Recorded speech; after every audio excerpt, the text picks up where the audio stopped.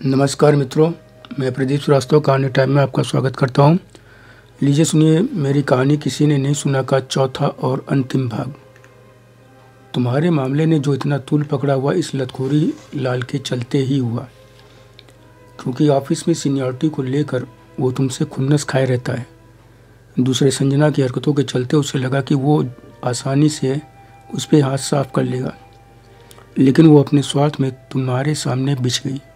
इससे वह और चढ़ गया और तुम्हारे बॉस को चढ़ा दिया कि सर करना आपको है, लेकिन संजना के मजे वह ले रहा है। सर रैग तो सिर्फ आपका बनता है, बस चढ़ गए तुम्हारे बॉस। मगर इतनी अंदर की बात तुम्हें कौन बताएगा? मास्टर साहब, जिसको तुम लोग मास्टर साहब कहते हो ना, तुम्हारे बॉस का चपरासी, उसके अनुसार उसने यह सब खुद अपने कानों से सुना था। वो कह रहा है तो मान सकता हूँ मैं, उस पर इतना यकीन है तुम्हें?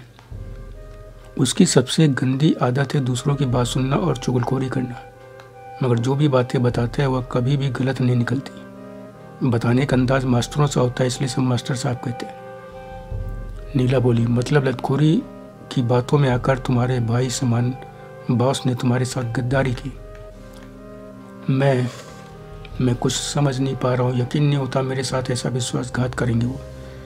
नीला ने कहा, तुम्हारे यहाँ के हालात समझने में मैं खुद बहुत उलझ गई। एक नज़र में देखूं तो संजना ने तुमको यूज किया, मगर यूज हो रही है। लतखोरी फंसा नहीं सका तो बांस के जाल में फंसवा दिया। अब वो उसको यूज कर रहे हैं। लतखोरी जिस तरह कुत्ते सा उसके पीछे पड़ा है, उससे यह तय है कि वह और कई अन्य जल्दी ही उसे यूज करेंगे। उसकी हालत गलियों में कुत्तों के झुंड के बीच फंसी कुतिया सी हो गई है, जिसे हर कुत्ता नोचने में लगा है। कुत्तों से वह ऐसे घिर गई है कि उसका बचना नामुमकिन है। मैंने कहा, यार अब इतना भी नहीं है जितना तुम कह रही हो। नीला फिर बोली, नाराज होने की जरूरत नहीं है। जिस मास्टर की बात पर तुम्हें पूरा भरोसा है ना, उसी मास्टर की बताई बातों के आधार पर कह रही हूँ। अच्छा, और क्या बताया उसने? बहुत सी बातें बताई हैं। उसी में एक यह भी कि लतखोरी और एक और ने मिलकर संजना की बाथरूम में फ्रेश होने आज के समय की नेकेड वीडियोग्राफी की है। बकवास है ये सब। वो इतना छोटा सा बाथरूम कि वहाँ कोई कैमरा लेकर बैठ ही नहीं सकता। नीला ने फिर कहा, यही तो, तुम्हें तो अपने मोबाइल के बारे में ठीक से पता नहीं है। वहाँ पर एक ज़्यादा जीबी वाले मेमोरी कार्ड लगे। मोबाइल को नया सिम लगाकर वीडियो रिकॉर्डिंग ऑन कर छिपा दिया गया है। नए सिम का नंबर किसी को नहीं दिया गया था, इसलिए कॉल आ नहीं सकती थी। साइलेंट मोड पर भी था। जानबूझकर सुबह 2 घंटे और शाम को छुट्टी से पहले लगाया गया, क्योंकि महिलाएं सुबह और ऑफिस पहुंचकर बाथरूम जरूर जाती हैं, फ्रेश होने के साथ साथ अपना मेकअप, कपड़ा ठीक करने। यही शाम को घर चलने से पहले करती हैं। ऐसे टाइम में संजना और कई अन्य औरतों की रिकॉर्डिंग कर ली गई। ये तुमने अच्छा बताया, मैं कल ही पोल खोल कर सालों को ठीक कर दूंगा। नीला ने कहा, कुछ नहीं होगा, कोई सामने नहीं आएगा। तुम्हारे पास वीडियो क्लिपिंग तो है नहीं? तुम्हारे पास वीडियो क्लिपिंग तो है नहीं, तो तुम उसे रिकॉर्ड करने वाले का नाम प्रूफ नहीं कर पाओगे। उल्टा तुम ही अपराधी ठहरा दिए जाओगे। जब वो सब रिकॉर्डिंग यूज करें, बात खुले तब सामने आओ। मैंने कहा, मैंने सोचा भी नहीं था कि ये साले इतने नीचे गिर जाएंगे। नीला बोली, जो कुछ लोगों ने बताया मुझे उस हिसाब से या तो नीचता की एक झलक है। तुम्हारे यहाँ तो सभी या मानसी श्रद्धा की ऐसी कहानियाँ बताई गई हैं कि लगता है वहाँ सेक्सुअली बीमार फ्रस्ट्रेटेड मर्दों का जमघट है, जो औरतों के लिए निस्ता की कोई भी सीढ़ी चढ़ सकते हैं। उसकी आवाज़ सुनकर मैंने कहा, ये 2-4 दिन में ही तुमको सालों साल पुरानी बातें किसने बता दी? नीला बोली, 2-4 दिन नहीं, जब से तुम संजना के दीवाने हुए तभी से लोगों ने फ़ोन करने शुरू कर दिए थे। वो फ़ोन तो इसलिए करते थे कि ऑफिस में आकर तुम्हारी छीछा लेदर करूं मैं, लेकिन मैं खुद पर किसी तरह नियंत्रण किए रहती। फ़ोन करने वाले का नाम नहीं बताते थे। फ़ोन करने वाले अपना नाम नहीं बताते थे और विश्वास करने पर ऐसे ऐसे प्रमाण देते कि कोई रास्ता न बचता। इस चक्कर में मैं कई बार तुम्हारे ऑफिस तक गई, उससे साथ लेकर तुम्हें जाते हुए भी देखा। इसलिए घर पर मैं पूरी कड़ाई से पेश आती। ये फ़ोन तुम्हारे पास किन नंबरों से आते थे? सब पीसीओ से आते थे। मैं जब भी कॉल बैक करती नंबर पीसीओ का निकलता।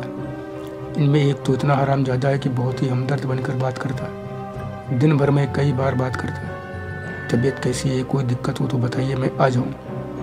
नीरज जी मेरे बड़े भाई समान हैं, थोड़ा बहक गए हैं। भाभी जी क्या करिएगा, कुछ औरतें ऐसी होती हैं कि अच्छे अच्छे मर्दों को फंसा लेती हैं। फिर नीरज जी को क्या कहें, आप जैसी खूबसूरत बीवी घर में है, फिर भी संजना के पीछे पड़े हैं। अरे भाभी जी, इन लोगों ने लिमिट क्रॉस कर दी है। ऑफिस आवर में ही जाने कहाँ घंटों बिताकर आते हैं। भाभी जी आपको यकीन ना हो तो जब मैं कहूँ तो आ जाइए, सब दिखा देता हूँ। ऐसी तमाम बातें सुनती तो मैं अंदर ही अंदर रो पड़ती थी, खींच जाती, मगर संभाले रहती खुद को। वह इतनी आत्मीयता से बातें करता कि मेरे मन में उसके लिए सम्मान उभर आया। उसकी बातों ने एक बार मुझे इतना भावुक कर दिया कि मैंने रिक्वेस्ट करते हुए कहा, भैया किसी तरह उस चुड़ैल से इनको बचाओ। फिर कुछ बातों के बाद उसने अगले दिन मुझे ऑफिस के पास बुलाया। मैं जाने को तैयार हो गई। कमीने फ़ोन करते रहे और तुमने बताया तक नहीं। जिसके पास गई थी वो कौन था, उस हरामजादे का नाम बताओ। नीला बोली, बताती हूँ। मेरी स्थिति का शायद तुम्हें अंदाजा हो गया होगा। तुमने संजना के साथ जो रिश्ते रखे उससे मुझ पर क्या बीतती है। लोगों के फ़ोन आए चुगलखोरी के लिए तो तुम्हें इतना बुरा लगा। मैंने कहा, मैंने नाम पूछा कि जब गई तो वहाँ कौन मिला। नीला बोली, मैं नहीं गई। क्यों? क्योंकि उसी दिन करीब 7 बजे उसका फ़ोन फिर आया। नमक मिर्च लगाकर बताया कि तुम संजना के साथ ऐश कर रहे हो। मैंने कहा, जगह बताइए, मैं वहीं पहुँच जाऊँगी। तो बोला, आप नहीं पहुँच पाएंगे, आप मेरे पास आइए, मैं ले चलूँगा आपको। कुछ और बहस के बाद धीरे से हंसते हुए बोला, क्या भाभी जी, इतना टेंशन लेकर कोई काम नहीं होता ना, थोड़ा प्यार से काम करिए। आप आइए, मैं आपको अपनी बाइक पर बैठा कर ले चलूँगा। उसकी निस्ताई पर मैंने सोचा कि आपसे पहले क्यों ना उसी हरामजादे को पकड़ूँ। यह सोचकर मैंने कहा, ठीक है, मैं आपके साथ चलूँगी, आप अपना नाम बताइए तो परिचय दीजिए। तो वह धूर्त बोला, फला जगह आप पहुँचे, मैं आपको वहीं मिलूँगा। मैंने कहा, आपको पहचानूंगी कैसे, तो कुछ तो बताइए। मैंने उसको पकड़ने की ठान ली थी, इसलिए जानबूझकर ऐसे अंदाज में बोली कि उसको ये ना लगे कि मैं उसकी हरकतों से नाराज़ हो रही हूँ।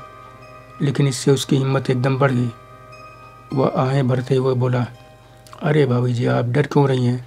आप जैसी सेक्सी भाभी का मैं सेक्सी देवर हूँ। आपको पूरा एंजॉयमेंट दूंगा, फिर आपको पतिदेव के पास ले चलूँगा। मैं गुस्से से अपना आपा खोने ही जा रही थी कि बिना रुके ही वह आगे बोल पड़ा, अरे भाभी जी, आपकी करवी वाडी का असली कदरदान तो मैं ही हूँ। आइए, मैं आपको पूरा। इसके आगे मैं चिल्ला पड़ी, जी भर कर गाली देते हुए कहा, जा अपनी बहनों का करवी बदन देख। इस पर उसने तुरंत फ़ोन काट दिया। मैंने तुरंत कॉल बैक करी, लेकिन फिर पहले ही की तरह पीसीओ का ही नंबर मिला। मैंने पीसीओ वाले से बाइक का नंबर देखकर बताने को कहा तो उसने टाल मटोल कर फ़ोन काट दिया। इससे मैं इतना आहत हुई कि बहुत देर तक रोती रही कि दुनिया में कैसे कैसे नीच लोग हैं। पति को दूसरी औरत के साथ देखा तो पत्नी को भी चरित्रहीन समझकर उसी के पीछे पड़ गए। उसको सड़क छाप चरित्रहीन औरत समझ लिया। तुम उसकी आवाज़ पहचान सकती हो? मैंने पूछा। नीला बोली, किसकी आवाज़ पहचान करोगे? कई करते थे, 1-2 को छोड़कर बाकी सब कुत्तों की तरह लार टपकाते कुछ न कुछ बोल ही देते थे। तुमने मुझे पहले क्यों नहीं बताया? खैर, एक ना एक दिन पता करके ही रहूँगा, सालों को छोड़ूंगा नहीं। नीला बोली, पहले अपनी नौकरी ठीक करो, फिर निपटना इन सब से। तुम अगर नहीं भी निपटोगे इन सब से तो भी मैं छोड़ने वाली नहीं। मैंने भाई से बात कर रखी, खासतौर से लतखोरी के लिए, क्योंकि सारे फसाद की जड़ वही है। नीला को इसके बाद में इस श्रेणी में आने वाले लोगों के बारे में विस्तार से बताता रहा, खास तौर से लतखोरी के बारे में कि वो औरतों को फंसाने के लिए कैसे पहले उनकी मदद करता है, घर छोड़ने, सामान खरीदने से लेकर ज़रूरत पड़े तो चप्पल पहनाने तक। इसके बाद धीरे से काम के बहाने घुमाने निकलता है, फिर असली रूप में सामने आता है। सबिया के साथ उसने यही किया था। उसका आदमी शराब का लती था, टीबी हो गई। डॉक्टरों ने कहा तुम्हारे लिए जहर है छूना भी शराब, लेकिन वह नहीं माना। फिर एक दिन सोया तो कभी ना उठा। फिर एक लंबी थकाऊ प्रक्रिया के बाद उसकी बेगम सबिया को नौकरी मिली। डिस्पैच का काम देखने में अनजान थी तो मददगार बड़े पैदा हो गए। सबसे आगे लतीफ़ था, जो अपने कर्मों के कारण लतखोरी लाल नाम से घूमता है,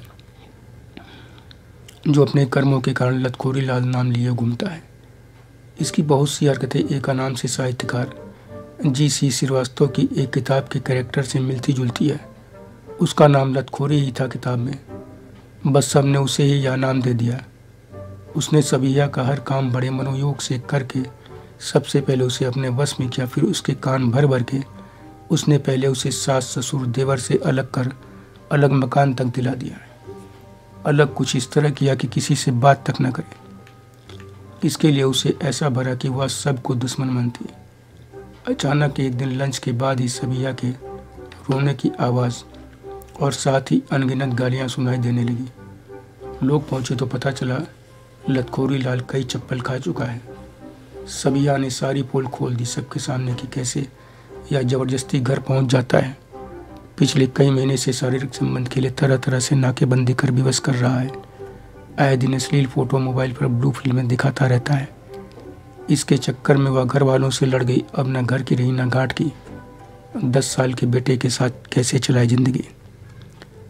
इस घटना को कई कारणों से दबा दिया गया। किसी नेता ने फ़ोन करे थे। अल्पसंख्यकों के बीच शहर में उसकी बड़ी पकड़ थी, मगर साजिशें बंद न हुई। महीना भर भी ना हुआ कि एक दूसरे मामले में सबिया को फंसा दिया गया। जांच के बाद डिमोट कर दी गई। इसके बाद भी लतीफ़ जैसे लोग उसे नोचने में लगे रहे। फिर एक दिन पता चला कि वह अपने एक चचाजाद भाई के साथ हैदराबाद भाग गई। निकाह उसने कई महीने पहले ही कर लिया था। उसके साथ उसे 1-2 बार देखा गया था जब वह बाइक पर छोड़ने आया था। ऐसी स्थिति मानसी श्रद्धा के साथ भी आई थी। दोनों पद के न रहने पर नौकरी करने आई थी। भाई लोग उन दोनों पर भी पिल पड़े, लेकिन उनके घर वाले भारी पड़े। लोगों को लेने के देने पड़े तो उनसे किनारा कर लिया। वह दोनों आज भी पूरी हनक और शान से कार्यरत हैं। मैं ऑफिस की ऐसी ही तमाम घटनाओं में डूबता उतरा था। सारी रात जागता रहा और नीला में लंबे समय बाद एकदम से उभर आई हनक और उसकी शान भी देखता रहा। इस लंबी बात के बाद उसने मानो बरसों से ढो रहे किसी बोझ को उतार फेंका था। विजयी भाव उसके चेहरे पर तारी था। अपनी विजय का उसने जश्न भी अपनी तरह खूब मनाया था। बच्चों के ना होने का भरपूर फायदा उठा लेने में कोई कोर कसर उसने नहीं छोड़ी थी। बरस भर की अपनी प्यास उसने जी भर के बुझाई। बेसुध पड़ी थी उस दिन नीला इस कदर निश्चिंत और बेधड़क थी कि हमेशा की तरह नाइट लैंप ऑफ करने पर जोर देने की बात तो दूर, उसने ट्यूबलाइट जलाए रखी। ये नहीं कहा कि अरे घर में बच्चे हैं जल्दी पहनने दो कपड़े। आज उसके कपड़े किनारे ही पड़े थे। मेरी नज़र उसकी आंखों पर गई जिसके गिर्द अब काले घेरे साफ दिख रहे थे, जिसके लिए मैं जिम्मेदार था। मैं खुद तो मस्त था संजना और नैन्सी जैसी औरतों के साथ, और नीला रोती थी, जागती थी, अंदर अंदर घुलती थी। इस गुलन ने आंखों के गिर्द स्याह धब्बों के रूप में अपने परिणाम छोड़ दिए थे, और मैं अंधा आज तब उसको देख रहा था जब उन बाजारू औरतों द्वारा दुत्कारा जा चुका था। अब मुझे नीला फिर से पहले की तरह दुनिया की सबसे खूबसूरत महिला लग रही थी, सबसे प्यारी। जो उसने तकलीफें झेली उसको सोचते सोचते मेरी आंखें भर आई। मैं एक टक ट्यूबलाइट की दूरिया रोशनी में उसके तन को मंत्रमुग्ध सा देखता रहा। उसे देख ऐसा लग रहा था मानो कोई मूर्तिकार अपनी कला को चरमोत्कर्ष देने के लिए अपनी स्वप्निल योजना पर काम कर रहा है, और उसकी मॉडल सौंदर्य देवी उसे सहयोग के लिए अपना योगदान मॉडल बनकर कर रही है।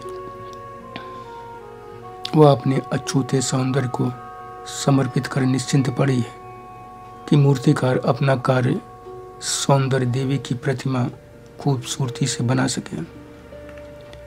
मैं सौंदर्य देवी को देखते देखते कब ठीक उसके ऊपर था पता नहीं चला। अचानक नीला ने चूक कर आंखें खोल दी, फिर जल्दी जल्दी कई बार पलकें झपकाते हुए हाथ से अपने गालों को छुआ और उठ बैठी। दोनों हथेलियों में मेरा चेहरा लेते हुए बोली, ये क्या तुम रो रहे हो? हिम्मत से काम लो। मैंने कहा ना, सब ठीक हो जाएगा, कुछ होने वाला नहीं। पहले कभी तुम इतने कमज़ोर नहीं दिखे। उस वक्त नीला मुझे अक्षत यौना सी दिखी।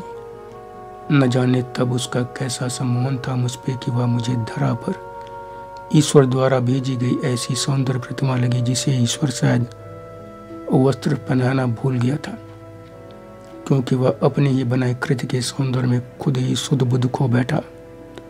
और मैंने उस ईश्वर की अनुपम कृति पर कई बूंद आंसू टपका दिए थे जिसने उसमें प्राण डाल दिए थे। जीवित हो उठी वह प्रतिमा अब मुझे सांत्वना दे रही थी, समझा बुझा रही थी, फिर अपने बाहों में समेट लिया। मेरे सब्र की सारी सीमा तब टूट गई और मैं फूट कर रो पड़ा था। वह कुछ ना बोली, बाहों में लिए लिए ही लेट गई। फिर उसने मुझे कुछ ना सोचने दिया। सुबह दोनों ही तब उठे जब मोबाइल घंटी बजी रह रही थी। बेटी ने माँ को फ़ोन किया था। ऑफिस में दिन भर मैं असाधारण रूप से शांत रहा। संजना दिमाग में ऐसी छाई रही कि निकल ही ना सकी। उसके साथ बिताए एक एक पल याद करता, फिर उसको कई भद्दी गालियां देता। कुछ बातें ऐसी थी जिनके मतलब मैं अब समझ पा रहा था। लतखोरी से उसकी जुगलबंदी बॉस की कुछ ज़्यादा ही तारीफ, जबकि पहले उसी बॉस को गाली देती थी। जिस जिस दिन उसने मुझसे जो जो कहा था वह सब अब ऐसे याद आ रहे थे कि लगता जैसे आंखों के सामने मानो उन्हीं बातों पर केंद्रित फिल्म चल रही है, मानो फिल्म चल रही हो। मैं तब भी उसकी धूर्तता पकड़ नहीं सका। जब वह घटना से 2-3 महीने पहले से मुझसे बेरुखी दिखाने लगी थी, बुलाने पर भी नहीं सुनती थी। तब कुछ लोगों ने संकेतों में कहा भी था कि यह बड़ी धूर्त है, मतलब परस्त है, अपने स्वार्थ के लिए कुछ भी कर सकती है, संभल कर रहो। यह सब काम से मतलब रखने वाले लोग थे। अपने पति की जगह चपरासी की नौकरी करने वाली, जीवन के करीब 5 दशक जी चुकी ननकई ने तो एक दिन अपने ठेठ अंदाज में कहा था, साहब बुरा ना मानो तो एक बात कही। मैंने कहा कहो। वह बोली, आप पढ़े लिखे हो, सब जानत हो, मुला मुँह 50 बरिस से दुनिया दाकित है। हमरे यहाँ ऐसी मेरुआ का नगनिया बड़ौला जात, जेका डसा पानी न मांगे। मैंने आश्चर्य से पूछा, तुम किसकी बात कर रही हो? वह फिर बोली, अब साहब रिसियाओ ना, सीजनवा कहिया सब ऐसे कहा थे। जब आप राहत हो तो आपसे बाजी राहत, ना ही तो और कई जने हैं उनसे बाजी राहत है। कईयों जने के साथ तो अफिसिया के बाद हिया हुआ घुमा करत है। अब वहीं 5-6 महीनुआ में तो यहू जान पड़ा कि ये तो उमर साहब के साथ कहूँ घूमत रहे, तो वह उनकार बीवी पहुँच गई। जैसे वो बोलिन रहे कि घरमा के ऑफिस में काम बहुत हवे तो आए ना पाई है। मैंने पूछा, अच्छा ठीक है तुम जाओ। मैंने कहा अच्छा ठीक है तुम जाओ। तब ननकई ने और कई बातें कही थी, वह विस्तार से बताना चाहती थी, लेकिन मैं उस वक्त उसकी बातें बर्दाश्त नहीं कर पा रहा था और उसे भगा दिया था। हालांकि उसने जो बताया था प्रमाण सहित बताया था, मगर तब संजना इफेक्ट ने मेरा दिमाग शून्य कर दिया था। सच पर भी मैं गुस्सा हुआ था। मैंने उसके जाते ही संजना को बुलाया। वह पहले की तरह हंसते हुए आ गई। मैंने केवल उसे चेक करने के लिए शाम को घूमने का प्रोग्राम मन ना होते हुए भी बनाया। वह एक पल देर के बिना तैयार हो गई। मुझे ननकई पर तब और गुस्सा आया, मगर कुछ सोचकर शांत हो गया। इस घटना के कुछ हफ्ते बाद मुझे कई चीज़ें ऐसी मिली जो बड़ी अजीब थीं। एक दिन उसने किसी पत्रिका में रेप और उससे संबंधित कानून जांच आज पर केंद्रित एक रिपोर्ट दिखाते हुए पूछा, ये TFT टेस्ट क्या होता है? मैंने कहा मुझे नहीं मालूम। तो रिपोर्ट के साथ छपे एक बॉक्स को खोलकर सामने करते हुए कहा, यह पढ़ो। मैंने पढ़कर कहा, यह तो बड़ा भयानक है। मेरी नज़र में तो यह जिसके साथ रेप हुआ उसी के साथ कानून के द्वारा किया जाने वाला एक और रेप है। मेरे तो समझ में नहीं आ रहा कि अंग्रेज़ों के ज़माने के इस अमानवीय कानून को अभी तक हमारी सरकार अमल में क्यों ला रही है। तो संजना ने पूछा, ला तो रही है, लेकिन एक और रेप जैसा क्यों है?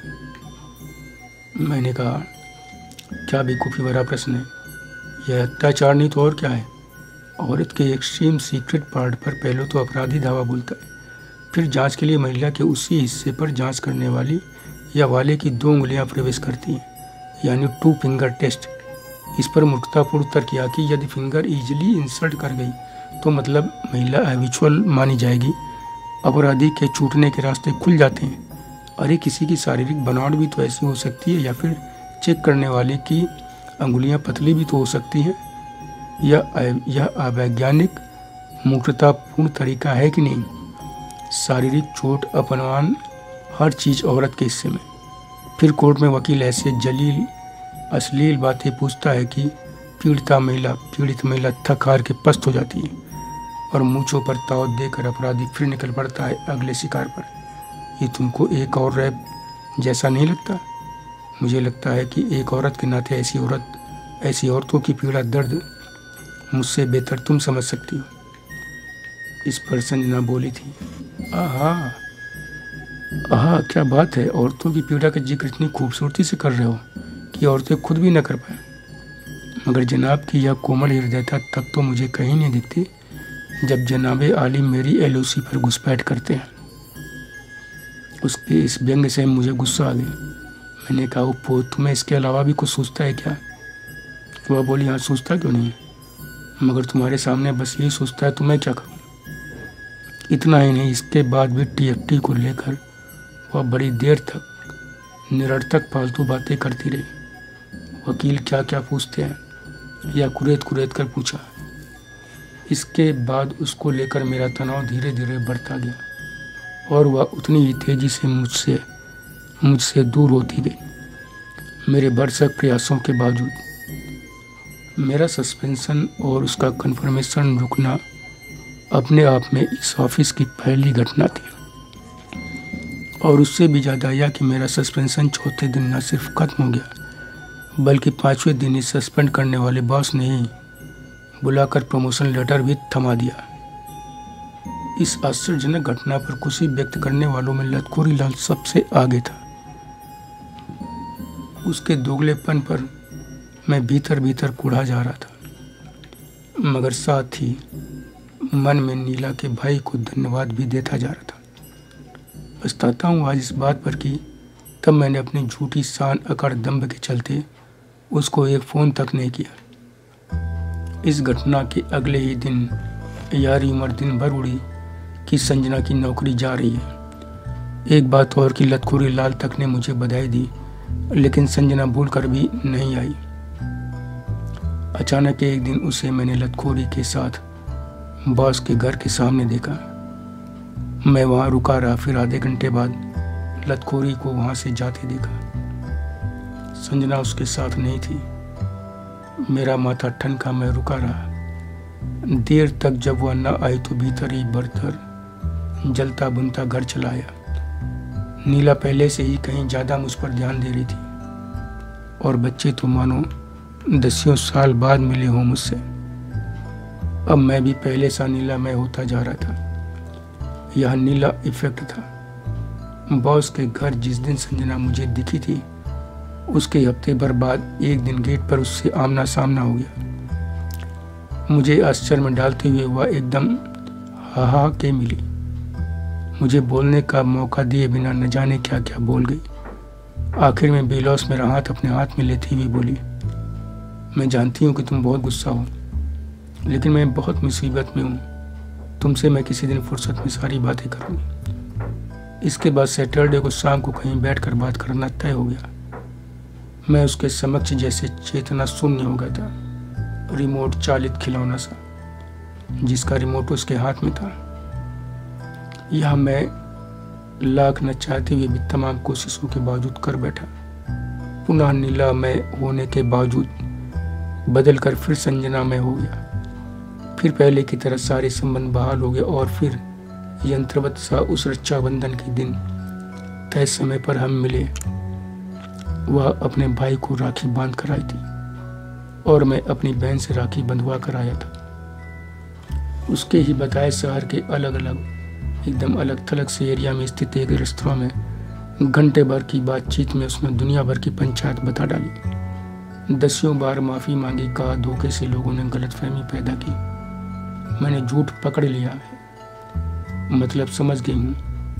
मैं फिर पहले जैसे संबंध रखूंगी। इस बार फर्क सिर्फ इतना रहा कि नीला से मैं विमुख ना हो पाऊं, इसका पूरा ध्यान रखा। पूरी कोशिशों के बावजूद इसमें मैं पूर्णतः सफल नहीं था। असफल में लतखोरी और बॉस की साजिश के सामने भी हुआ। नीला का भाई भी चारों खाने चित हो गया। सच केवल ननकई निकली। उसकी सारी बातें अक्षरशः सच साबित हुई। संजना एंड कंपनी ने जो डसा तो मैं वाकई आज तक पानी न मांग सका। उसके साथ अंतरंग क्षण बिताने उसकी ही बताई जगह लखनऊ के प्रसिद्ध पिकनिक स्पॉट कुकरेल के पास पहुंच गया। वहाँ मकान वन विभाग की जमीन पर बने अवैध निर्माणों में था। वह मकान वन विभाग की जमीन पर बने अवैध निर्माणों में था, जिसके लिए संजना ने बताया कि यह उसके एक रिश्तेदार का है, जिसे उसने किराए पर लिया है। अगले दिन बृहस्पति को यहाँ शिफ्ट करेगी। 2 घंटे वहाँ बिताने के बाद हम दोनों वहाँ से निकले। करीब 50 कदम चलने पर ही संजना ने रोक दिया। उसने धीरे से कहा, आगे देखो, लतखोरी खड़ा है। मैंने देखा लतखोरी 2 और लोगों के साथ खड़ा है। मैंने कहा, क्या फर्क पड़ता है, चलते हैं। मगर वह नहीं मानी और मैं कुछ कहूँ उसके पहले ही बाइक से उतरकर चली गई वापस। जाते जाते फुसफुसा कर बोली, कल मिलूंगी। मैं खुशी के मारे अंदर अंदर फूलता पिचकता घर आ गया। थोड़ा वक्त बच्चों के साथ बिताया, खाया पिया, बेडरूम में आ गया। नीला ने बताया, जब मैं अपने बहनों के यहाँ गया था तब उसका भाई अपनी पत्नी संग आया था। मैंने छूटते ही कहा, एहसान जताने आया होगा। वह बिदकते हुए बोली, हमेशा उल्टा ही क्यों बोलते हो। उन दोनों ने इस बारे में बात तक नहीं की। इसके बाद हम इधर उधर की बातें करते हुए सोने की तैयारी में थे। नींद आने लगी थी। 12 बजने ही वाले थे कि कॉल बेल बज उठी। हम दोनों चौंके, इतनी रात में कौन आ गया। नीला बिना बताए आने वाले मेहमान की बात सोचकर बनबना उठी कि इतनी रात को खाना पीना करना पड़ेगा। अब 2 बजे के पहले सोना मुश्किल है। मैंने कपड़े पहने और हाथ में मोबाइल लेकर बाहर निकला। बाहर पुलिस जीप और गेट पर 3-4 पुलिस वाले देखकर मैं एकदम सकपका गया। अंदर ही अंदर तेजी से कैलकुलेशन चलने लगी। गेट पर पहुंचकर मैं कुछ पूछता कि इसके पहले ही इंस्पेक्टर ने पूछा, आप ही हैं नीरज? मेरे यहाँ कहते ही वह कड़क स्वर में बोला, आपके खिलाफ रेप की FIR है, थाने चलिए। यह सुनते ही ऐसा शौक लगा कि पल में पसीने से तरबतर हो गया। गला एकदम सूख गया, आवाज़ नहीं निकल रही थी। इस पर इंस्पेक्टर ने गेट का ताला तुरंत खोलने को कहा। मैं गिड़गिड़ाया हुआ कुछ कहना चाह रहा था, लेकिन वह तड़क कर बोला, ताला खोलो। मुझे अंदर भाग कर नीला को बताने की ज़रूरत ही नहीं पड़ी। वह पहले ही यह सब सुनकर भाई को फ़ोन लगा चुकी थी। भाई ने इंस्पेक्टर से बात कराने को कहा तो उसने बहुत सी घुड़कियाँ देते हुए मुश्किल से बात की। बोला, थाने तो लेकर जाना ही पड़ेगा, रेप का मामला है। उसे मारने की कोशिश भी की गई है, चोट के निशान है उसकी बॉडी पर। सॉरी, यह नहीं हो सकता, मैं इन्हें लेकर जा रहा हूँ। नीला रोने लगी। वह अक्का बक्का कभी मुझे तो कभी पुलिस को देखती। शोर सुनकर बच्चे भी जागकर बाहर आ गए और घबरा गए। साले के फ़ोन का फ़र्क यह हुआ कि मुझे कपड़े चेंज करने का वक्त दे दिया गया, लेकिन जीप में मुझे खींच तान कर ढकेलते हुए ऐसे ठूसा गया मानो मैं कोई हत्यारा हूँ। मेरे मन में इस समय साले को भी लेकर उधेड़-बुन चल रही थी, जिसे मैं अब तक टप्पेबाज छुटभैया नेता समझता था। उसके प्रति अब नज़रिया बदल गया था। पहले नौकरी को लेकर उसने जो कुछ किया, फिर अब उसके फ़ोन से पुलिस टीम जिस तरह नरम पड़ी, उससे मेरे मन में उसके लिए सम्मान पैदा हो गया था। वह भावनात्मक भाव तब एकदम 7वें आसमान पर पहुंच गया जब मैंने देखा वह अपने दर्जन भर साथियों के साथ थाने पर मुझसे पहले ही पहुंचकर बैठा हुआ था। एक तरफ कोने में संजना बैठी थी। उसके कपड़े अजीब से मुड़े तुड़े खींचे ताने अस्त व्यस्त से लग रहे थे। चेहरे पर एक जगह स्याह धब्बा भी दिख रहा था। साले के कारण मुझे भी कुर्सी पर बैठने दिया गया। इंस्पेक्टर के सामने संजना सुबकते हुए बोली, सर यही हैं जिन्होंने मेरे साथ रेप किया। उसके इस आरोप को सुनकर मैं अवाक रह गया। मेरा मुंह खुला का खुला रह गया, कोई बोल ना निकल सके। उसने आरोप लगाया कि मैं उसे धोखे से ले गया और नशीली कोल्ड ड्रिंक पिलाकर मैंने रेप किया। मैंने हक्का बक्का उसके आरोप को इनकार करते हुए और सिलसिलेवार उसके साथ सारे संबंधों के बारे में खुलकर बताया और यह भी कि यह आज मुझे इनकार करने के बाद ज़बरदस्ती लेकर वहाँ गई थी। इंस्पेक्टर बोला, या तो इन सब से इनकार कर रही है। इसी बीच यह देखकर मैं हैरान रह गया कि लतखोरी लाल 2 मोटरसाइकिल पर 4 लोगों के साथ आ धमका। आंखें मेरी खुली की खुली रह गईं जब बॉस को कार से उतरते देखा तो मैंने सोचा शायद यह मामले को रफा दफा कराने आए होंगे जिससे ऑफिस की बदनामी न हो, लेकिन उन्होंने भी उसकी एक तरफा तारीफ करते हुए यहाँ तक कह डाला कि मैं संजना को महीनों से परेशान कर रहा हूँ, उसके पीछे पड़ा हुआ था और मौका देखते ही मैंने रेप किया। उसके इस झूठ पर मैंने चीख कर कहा, मैं चीख पड़ा तो इंस्पेक्टर ने मुझे डपट दिया। मैंने साले की तरफ देखा तो उसने बातें शुरू की, लेकिन तभी इंस्पेक्टर के लिए कोई फ़ोन आ गया। 2 मिनट तक उसने बातें की, लेकिन इतनी देर में उसने सिर्फ 14-15 बार यस सर ही कहा। रिसीवर रखते ही मुझे हवालात में डलवा दिया। साले ने विरोध किया तो उसकी भी एक न सुनी। साहब कहा, देखिए मैं मजबूर हूँ, कानून जो कहेगा वही होगा, ये अपराधी हैं या नहीं ये अदालत तय करेगी। साले ने कई फ़ोन लगाए लेकिन बात नहीं बनी। बात एकदम साफ थी, लतखोरी और बास ने ज़बरदस्त साजिश रची थी। इतना बड़ा जैक लगाया था कि उसके सामने मेरे साले का हुआ जैक बौना साबित हुआ, जिसके जरिए उसने मेरा सस्पेंशन खत्म करा दिया था, प्रमोशन तक करा दिया था, बॉस को मेरे कदमों में खड़ा कर दिया था।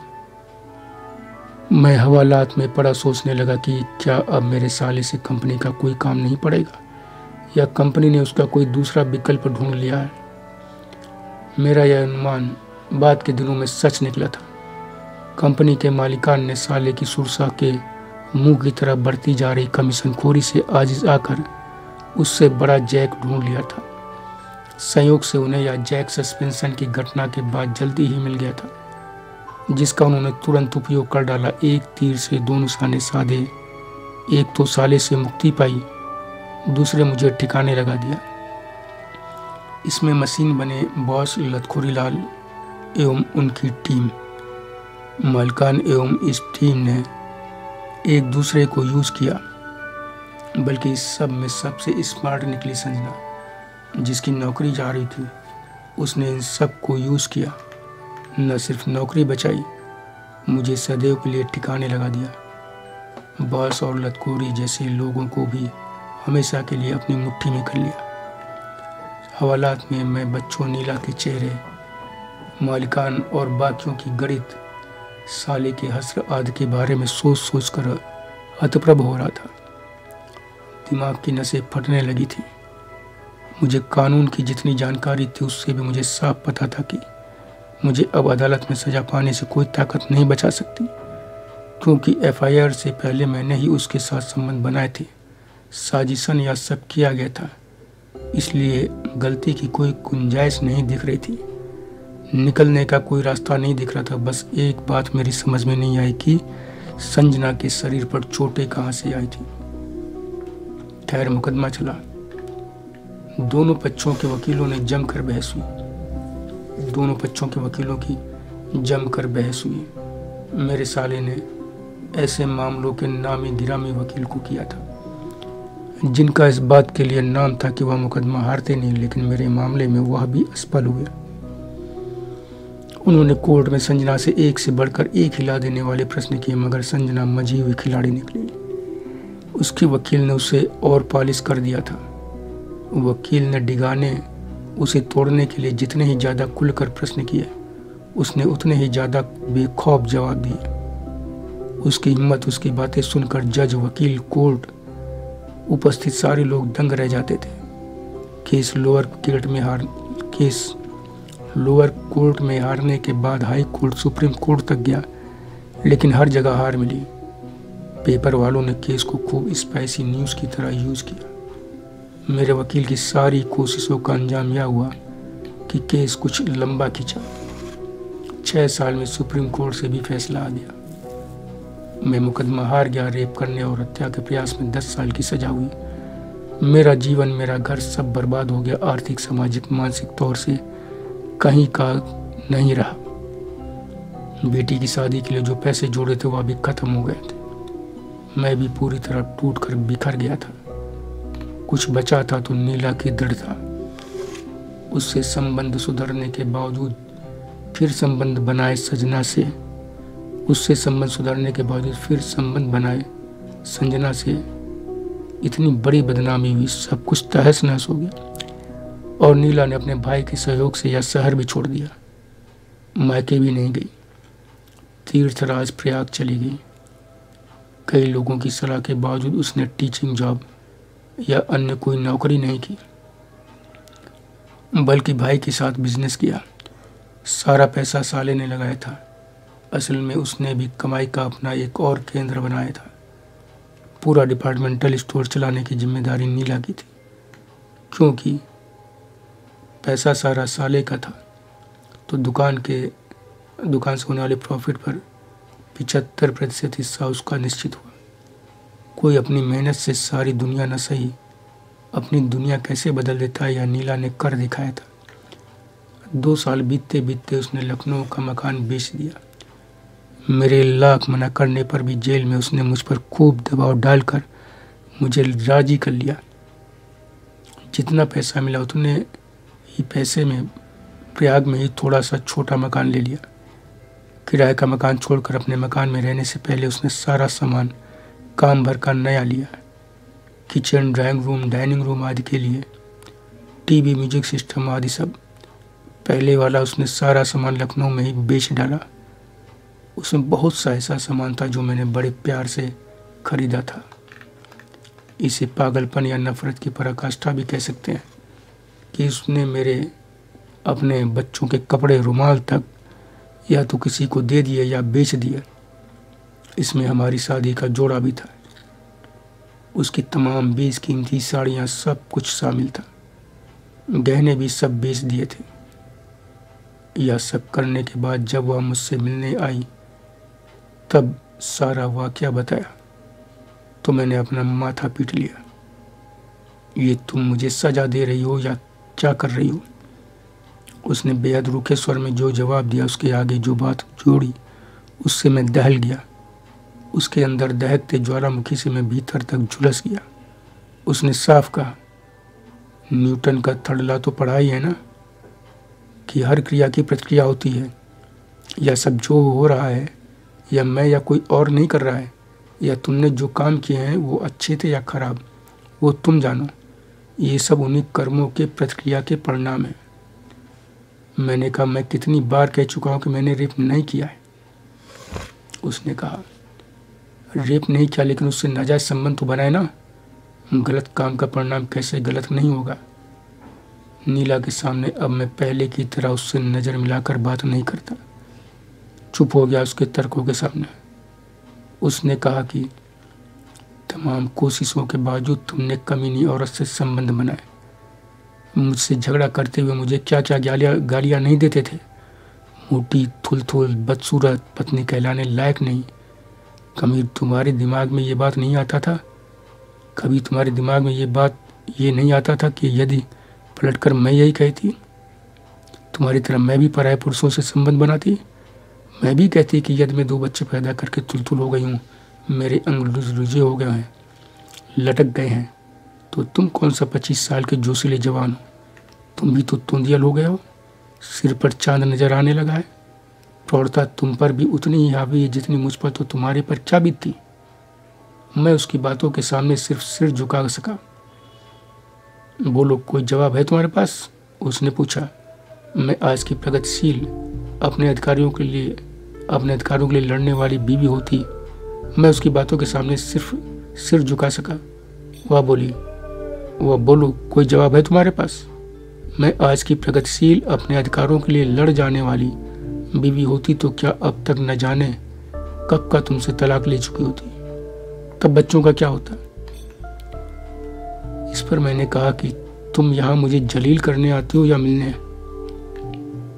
वह बोली, आती तो हूँ मिलने। जहाँ तक जलील होने की बात है तो जरा ध्यान से सोचो, कौन जलील होता है? वो पत्नी जो अपने उस पति से मिलने आती है जो रेप के केस में सजा काट रहा है। यहाँ का स्टाफ, बाकी लोग किस तरह घूर घूर कर मुझे भेद भरी निगाहों से देखते हैं, कभी इस तरफ देखा है? मैं अपने पर लगी गिद्ध सी नजरों से कैसे खुद को बचाती हूँ, सोचा है कभी? नीला सही तो कह रही थी कि वास्तव में जलील तो वही हो रही थी।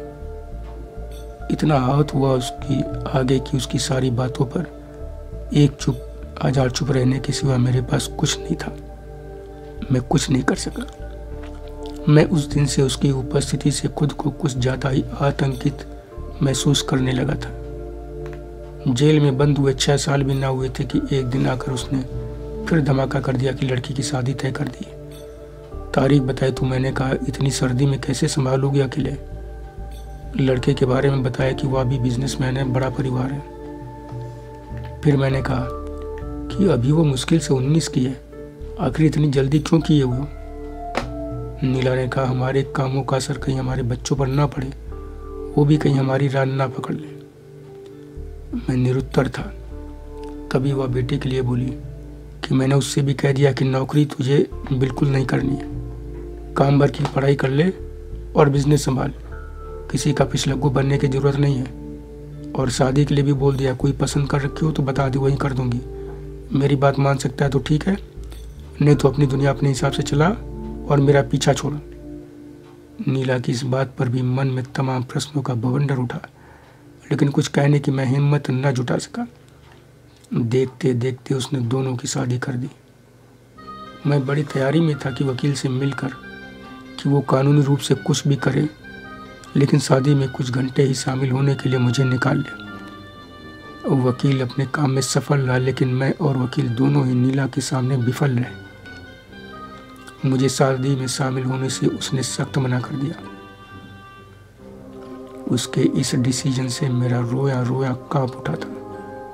मैं फूट फूट कर रो पड़ा। मैंने कहा कि कोर्ट से ज्यादा भयानक सजा तो तुम दे रही हो। उसने कहा, निश्चित ही तुम भी मेरी ही तरह बच्चों की भलाई ही चाहती हो, और यदि तुम शादी में वहां आए तो सब लोग तरह तरह की पंचायत करेंगे, पूरी शादी खराब हो जाएगी। तुम नहीं रहोगे, बातें तो तब भी होंगी, लेकिन इतनी नहीं कि पूरा माहौल बिगड़ जाए। वकील ने कहा, कोर्ट से आदेश ले लेते हैं, तब कोई रोक नहीं पाएगा। बीवी के खिलाफ ही कोर्ट जाना, हुआ भी नीला जैसी बीवी के खिलाफ। मुझे दुनिया के सबसे बड़े अपराधों से लगा, तो मैंने वकील से ऐसा कुछ करने से मना कर दिया। मैंने कहा, कुछ नहीं करना ऐसा।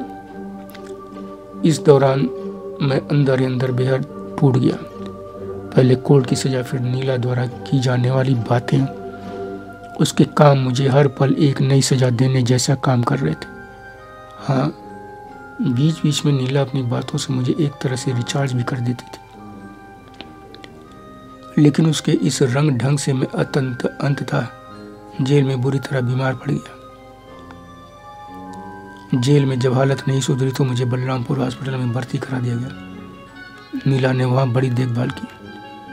कुछ दिन बाद वापस फिर जेल। फिर 1 हफ्ते तक नीला नहीं आई। उसके बाद जब आई तो उसे गौर से देखता रह गया। मुझे इन कुछ वर्षों में ही उसके चेहरे पर उभर आई तमाम झुर्रियाँ उस दिन दिखाई दी। अधिकांश बाल अचानक ही सफ़ेद हो गए थे। न जाने क्यों हमेशा टिप टॉप रहने वाली नीला ने डाई नहीं किया था। मांग में सिंदूर भी कई दिन पहले का लग रहा था। बिंदी भी अपनी जगह पर नहीं थी। अपनी तरफ इस तरह देखते पाकर उसने कहा, बहुत अटपटी सी दिख रही हूं ना? सोच रहे होगे हमेशा सलीके से रहने वाली मैं इतनी अस्त व्यस्त कैसी हूँ? क्यों, यही बात है ना? मैंने कहा, हाँ, ऐसा क्यों कर रही हो? तो उसने कहा, सलीके से रहने श्रृंगार करने का कोई कारण अब रहा नहीं। पहले या मुकदमे के समय भी कई कारण से सलीके में रहती थी। एक, जिससे तो तुम्हारे मन का भार या सब देखकर और ज़्यादा ना हो। नंबर 2, दुनिया वाले यह न समझे कि मैं एकदम निसहाय हूँ और उठाए गिरे लाड टपकाते मदद को खड़े नजर आए। बच्चे भी और ज़्यादा परेशान ना हो, लेकिन अब ऐसा कुछ बचा नहीं है और अब किसी सलीके या श्रृंगार आदि से नफरत और बढ़ गई है। आखिर यह करूं तो किसके लिए? यह सारी बातें तो परिवार से सीधे जुड़ी होती हैं और परिवार जैसा तो अब कुछ रहा ही नहीं। लड़की अपने ससुराल में खुश है और खुशी की बात यह है कि बेटा अपने करियर को लेकर बहुत सिंसियर है, लेकिन मेरी तरफ देखना भी उसे पसंद नहीं। कई बार पूछ चुकी हूँ, लेकिन वो हाँ हूँ में ही बात करना पसंद नहीं करता। क्यों, ऐसा क्या हो गया उसे? नीला ने बहुत ही दुखी होकर कहा। पता नहीं, उसका बिहेवियर कुछ इस ढंग का हो गया है कि तुम्हारा या मेरा नाम आते ही जैसे उसका मुंह कैसा लाया हो जाता है। घर में करीब 1.5-2 सालों से मैंने उसके चेहरे पर हंसी छोड़ी, मुस्कुराहट भी नहीं देखी। उसकी बीवी का भी यही हाल है। बहन से भी कोई ज्यादा संपर्क नहीं रखता। मैंने कहा पहले तो ऐसा नहीं था, इतना ज्यादा चंचल था।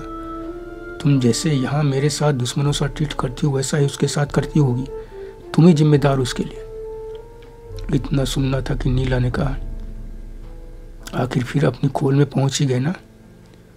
आज आखिरी बार एक बात बहुत साफ साफ बता दे रही हूँ कि अब कुछ ही साल रह गए यहाँ से छूटने में। छूटने के बाद यदि दोबारा भूल कर भी किसी औरत की तरफ देखा या ऐसी कोई हरकत की तो मैं जो करूंगी, जो मैंने निश्चित कर लिया, उसकी तुम कल्पना भी नहीं कर सकते। मैंने पूछा, जब तय कर लिया है तो बता भी दो, क्या करोगी?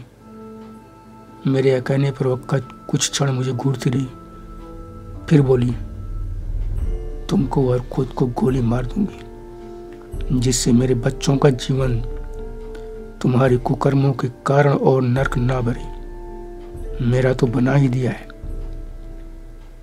उसकी इस बात से मैं हतप्रभ रह गया। मैंने कहा, हद से कुछ ज्यादा ही बढ़ गई हो। मेरे यह कहते वह फिर कुछ क्षण मुझे घूरने के बाद बोली, हद से ज्यादा नहीं बढ़ गई हूँ। मेरी और तुम्हारी हद क्या है वो बता रही हूँ। इसलिए बता रही हूँ जिससे तुम दोबारा अपनी हद न पार करो। इसके बाद नीला ने कई और कठोर, दिल दहला देने वाली बातें कहीं और चली गई। मैं हक्का बक्का मुंह बाए पड़ा रहा अपनी कोठरी में। बातों की चाबुक इतनी जबरदस्त थी कि अगले कई दिनों तक मैं सो न सका। रह रहकर मेरा गुस्सा कानून पर टूट पड़ता कि यह इस तरह अपाहिज है कि सातिर लोग साजिश रच कर इसे अपना हथियार बना अपना स्वार्थ सिद्ध कर लेते हैं। यह अंधा इन्हीं साक्ष्यों का मोहताज भी है। इस उधेड़ बुन ने मुझे एक काम सौंप दिया कि अभी जो 3 साल जेल में और रहने हैं, उस समय का उपयोग करूं। एक ऐसी किताब लिखूं दुनिया के लिए जिसमें मेरा और मुझे फंसाने वालों का पूरा कच्चा चिट्ठा हो। कानून कैसे साजिश करताओं के हाथों यूज हो जाता है, यह भी तो लोग जाने और कानून में औसत संशोधन हो, इसका भी प्रयास हो। यह निर्णय करते ही मैंने 2 दिन बाद ही पेन और राइटिंग पेन मंगाकर लिखना शुरू किया। इस प्रयास के साथ कि रिया होने से पूर्व किताब छपकर आ जाए। एक बार फिर मैंने छपाई के लिए चुट भये साले की मदद लेने की भी सोच ली। मैं एक निवेदन अपने सारे देशवासियों से भी करता हूँ कि यह किताब आए तो एक बार अवश्य पढ़ें, जिससे मेरी तरह साजिश का शिकार ना बने। मुझे जीवन भर इस बात का भी इंतजार रहेगा कि लतखोरी संजना और बॉस की गिरेबान तक कानून के लंबे हाथ कब पहुंचेंगे। मुझे जीवन भर इस बात का भी इंतजार रहेगा कि लतखोरी संजना और बॉस की गिरेबान तक कानून के लंबे हाथ कब पहुंचेंगे, जिससे कानून पर मेरी खंडित आस्था फिर बन सके। धन्यवाद मित्रों।